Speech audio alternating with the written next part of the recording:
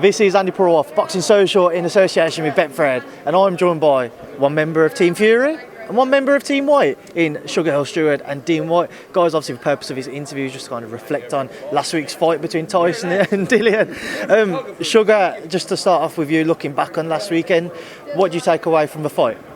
I took away that it was They won. not so much. I mean, it was the victory as well, but just the electric atmosphere, that was brought out that night. Being a part of that big history in boxing, that was big. It's big for both sides, and I'm sure he's taking it in too. Still, just being a part of it. I'm getting goosebumps now, thinking about it, and I don't know how you feel about it, but for me, being a part of it was great. But watching the aftermath, watching all the pictures and stuff, because we're in a position where we can't see it and feel it because we're so focused on the fight. But watching it afterwards, it's like, man, like we was a part of that. It was quite surreal. When you're in the ring and you're looking out and you look at the crowd, you're like, whoa, what the fuck? This is wild. And like you said, the goosebumps, but there was a more pressing matter, the focus. I couldn't enjoy it as I normally enjoy it.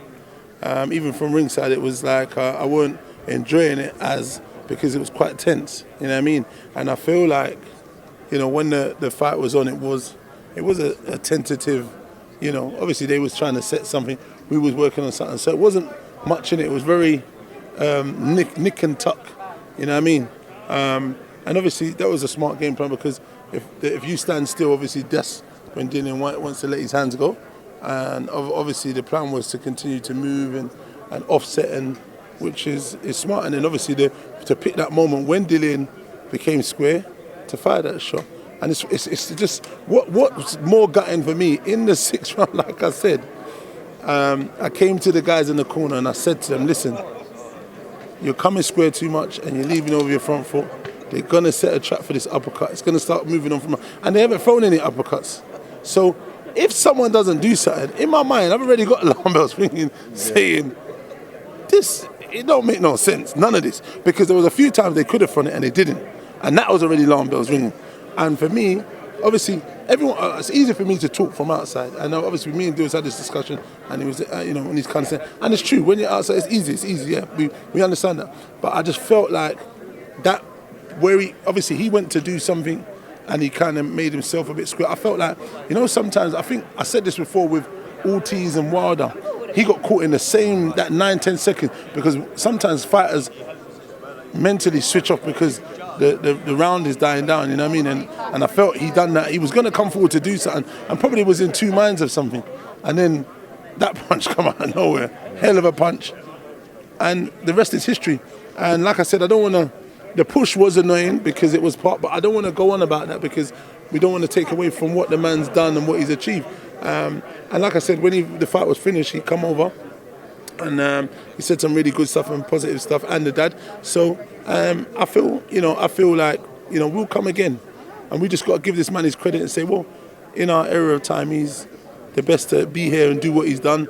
He understands how to utilize his body and his movement and the things he does to offset stuff. I felt Dill was doing good stuff, but at the same time, Fury is a big old unit, and he understands how to, a big good always beats a small good, and they say, and this is a real big good. And so we just got to take it for what it is, give the man his flowers, and obviously in the build-up we have things going on a little bit, but we passed that. But it's just what it is. It's just one of them things. We are gutted because we felt very confident that we would get to him at some stage, because I felt like he does tend to make errors at times, but people can't capitalise. But it's easier said than done. Everyone makes it. It's hard to stay switched on for 12 rounds through the whole. It's very, very difficult. Me sitting out here doing all this talking, I do millions of interviews. It's all great me telling people what I think, but one thing, I pay attention to boxing, so maybe I do have an understanding somewhat, but it's going to implement that is the hardest bit. Staying focused, staying to the game plan, doing stuff that maybe in your mind you say, oh, furthermore, I want to go left body and then right hook.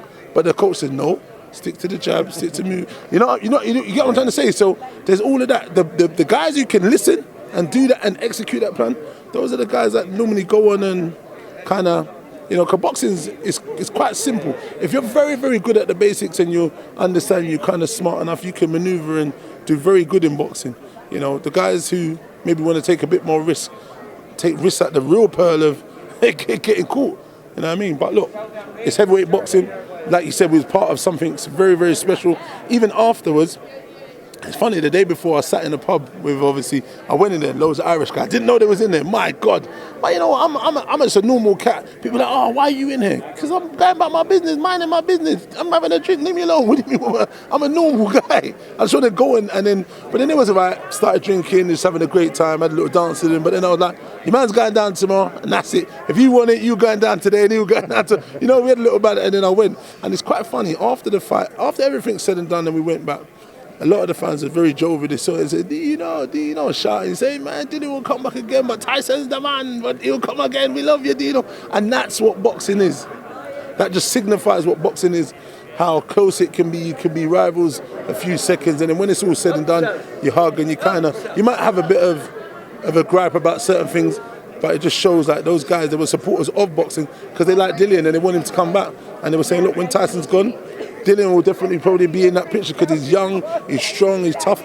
Other guys might sit there and have a trade with Dillian and not trying to get, and probably end up getting caught and getting knocked out because he's a big, strong ox. You know what I mean? Sorry, let me let you go, Carl. I will talk all night. I thought that Dillian fought an excellent fight. I mean, it wasn't just like walk in there and hit him and it's over. Yeah. So it took 6 rounds, you know, for that to happen. Like you said, over time, you know, people lose focus in the fights and things like that. But I mean, it was just that one time, and that was it. It wasn't planned to throw an uppercut. It was just something that he saw and he was able to recognize and saw it just that fast, and that was it. So the heavyweight division, that's what's so exciting about it. That's that one just punch. Yeah. You don't get it in any other division.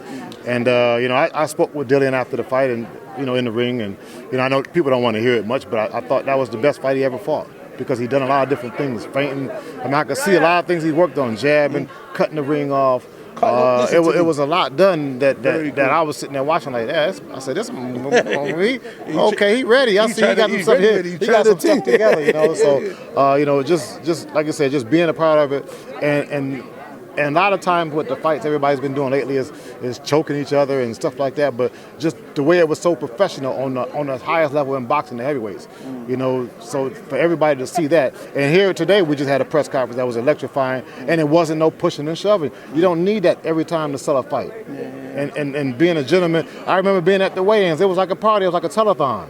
They up there dancing together, and that's what sold it. And here we are now with no fussing and no arguing. And then we had the violin players here, and it just makes boxing go to a different level versus all this wild, rough stuff that they try to put on to try to make it sell. The fight sells itself, you know. So yeah, I'm happy to be sitting here with you, talking to you, and this is good. Headlocking you slightly because I want to win somehow, so I can say like I won. I beat him in Madison Square Garden. You're bigger than me. You're winning already. But, you know, it's kind of funny, like what you touched on. I was trying to say to someone, when you get elite guys and they kind of negate, and it's a boxing match and they're thinking, it doesn't go to just that shootout you get with sluggers. And some people maybe didn't appreciate the fact that, well, Dillian came out southpaw. He was trying to counter a few of his jabs, stepping up and doing... After, I don't know, I think it might have been after the second round, and I think it was the second round, Tyson, or the first round, no, after the first round, Tyson said to me, he says, was he soft? He said, was he southpaw? I said, what difference does it make? That round's over. Yeah. And then he came out southpaw. So, you know, both of them, I mean, they were in there thinking it was a chess match, and it was a great fight, yeah. Guys, this is the first time this has been done, something like this. So guys, this is some more history here. I do want to ask you about the push. I've spoken to you both separately in interviews about it. Sugar, you kind of joked about it yesterday with me. From your time being involved in the sport, how much could that push have actually impacted Dillian in both of your opinions? And I've seen some comments suggest that after the uppercut, say if Tyson had thrown something, it could have been... Answer the question for both of us, okay? I can do that. It must be Tim or somebody like that, maybe. I don't know. But listen, whatever Dillian Whyte felt is what he felt. There's nothing that we can answer. We don't know how he felt at that time. So for us to sit here and you know, make an analysis on how he felt is totally wrong, because that's how he felt.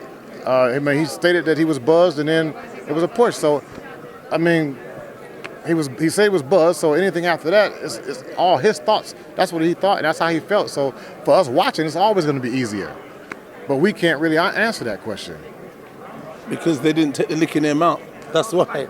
It's easier. It's always easier talking from this side of the fence. But anyway, like I said earlier, I don't want to make it too much about that because Tyson picked the shot. And we have to acknowledge, however it is, he picked the shot. But there was a push, and pushing that hard is quite illegal. But it is what it is. I don't want to make too much of that because we're kind of tarnishing everything. Dillian wants to talk about that, like he said. Obviously, that's what he felt. Let him get on with that and discuss that. I don't want to go and kind of, around it and make it a big old talking point because nothing's going to be done about it anyway. So, you know what I mean? It's his thought. Let's move on. How did you both score the fight up until the stoppage? How did you both see it going? For me, I thought it was close. It was unless a fighter is doing real good damage every round, and for me, I don't like judging anyway. I want the knockout, so we don't have to worry about that. Yeah, we wanted the knockout as well, so we weren't trying to worry about score. But check this, I felt it was just very close. I don't think there was anything in it because both guys were negating stuff and coming back with little things. So it's just what it was. And like I said, I felt like, we were looking at, once we get down, we'd kind of step on the gas a little later and kind of get to work. But, the history books have been written, man, and it is what it is. One final thing for both of you. In the build-up to fight, obviously everybody talks about Dillian's left hook and how good it is. Never saw it on the night. Dean, from your understanding, what was Dillian's game plan to try and show it, and how did you guys prepare for that, Sugar? No, but that left hook, they were working on the getting left hook, maybe body punches. All of them was listen, if you're a smart person, if you're smart just in life, you strategize. You see, when I walk down the street, I strategize how I walk, which way I'm going to walk, if I'm going to walk more close to this side of the pavement or to smart people set a plan and figure stuff out. If you just walk in aimlessly, that's your business. It's not that hard to figure they was going to say left hook, left body. Those are the key areas that we need to work on. Either circling away from that, when you're getting closer to it, either holding or, doing something that offsets him being able to fire certain shots. And that's just, I've said my bit in the game with those guys, and they was on the understanding of what it was, but it's just they didn't get to sort their put out their plan the stool as it was meant to. Tyson did. I like what he said. Right, guys, just before I let you go, are we getting a handshake or are we getting a headlock? Anything, man. We're gonna get both, man. I just like to win, man. So I'm gonna get the spud, make myself look good on camera. Hey, man, how you doing? But later on, I don't fucking chop this motherfucker. Right, guys, I appreciate you doing this. Enjoy the rest of your time in New York. Thank you. Very much. Right. Cheers, yeah. Thank you. Nice sitting talking with you as well. man, it's excellent, man. Enjoy that. Cheers, guys. Thank you.